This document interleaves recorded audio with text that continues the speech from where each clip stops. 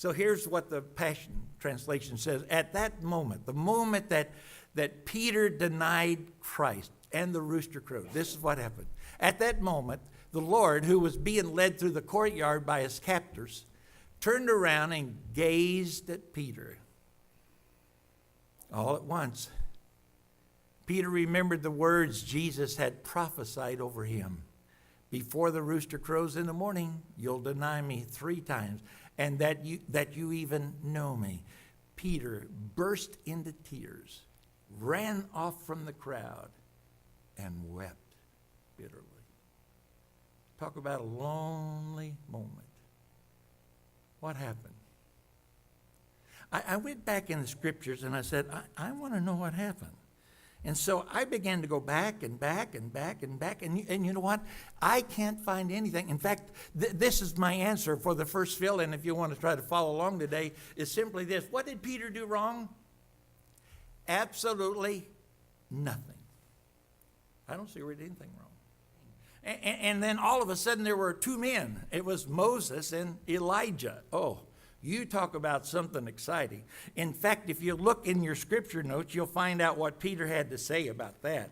Peter said, it's good for us to be here. In fact, what he's saying, this is kind of cool. So he said, Master, it's good for us to be here. Let us put up 3 shelters or 3 tabernacles, one for you, one for Moses, and one for Elijah. As a pastor, I can tell you,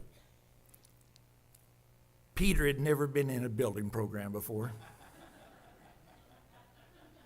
You talk about a crazy idea.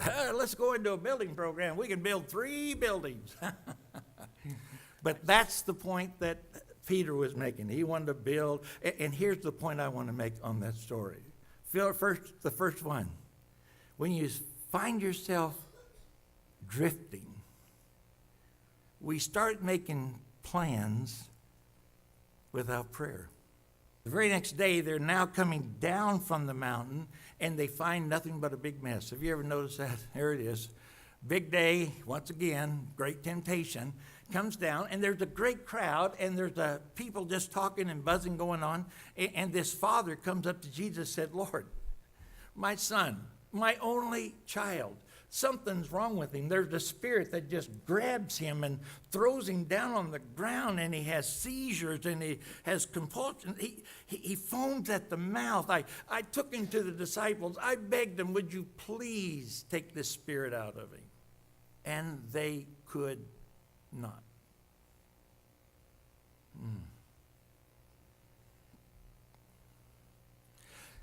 That's another sign of drifting.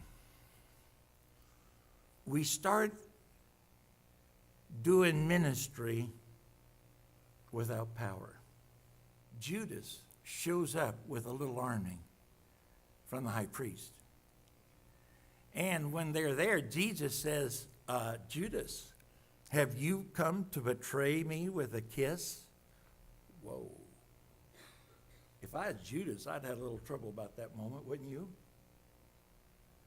In fact, the disciples heard it, and they're ready to go to battle. We only got 2 swords, but I'll tell you what, we're going to do the best of it. Jesus said, no, we don't need to do that. Judas gave him a kiss, betrayed him, and before they could arrest him, I'm telling you, Peter grabbed one of those swords, and he swat off the right ear of the soldier. Just between you and me. Do you think he was aiming for its ear?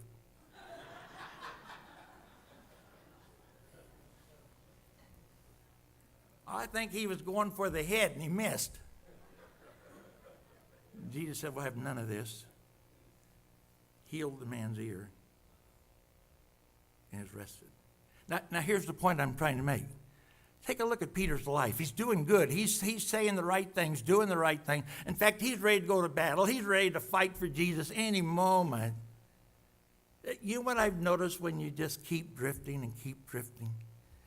There's something lacking on the inside. Nobody can see it. Nobody knows it, but it's there, and you know it's there. And to make sure that nobody else knows it, we start overcompensating with outward actions. And all the time, we're just slowly but surely drifting. Did you see what the scripture said about that? It said Peter followed at a distance. You know what happens when we start drifting and getting further and further away? It's not that we drop out. It's not that we quit. We just follow at a distance. When we find ourselves drifting, we find ourselves following at a distance, we become less faithful. Here's the last one. As Peter was warming himself by the fire, and the servant girl and the three of them said to him, all of a sudden the rooster crowed. And immediately Peter remembered what Jesus had said. And of all things, Peter looked up toward where Jesus was, and Jesus was looking right back at him. Here's the final thing of drifting. We fail. And we wonder, how? Can I tell you something? I wish my favorite part of preaching in this season is this. Easter is not only about resurrection, it's about restoration. And Jesus said, Peter, follow me. I'm down. The greatest thing I can share you today is that if you find yourself drifting, understand, that's no real fault of your own. That's not like making decisions, I think I'll just pull back. No, it happens naturally. Have you ever noticed you never drift toward God? You always drift away. If you find yourself drifting, the good news is Easter is not only about resurrection, but it's about restoration.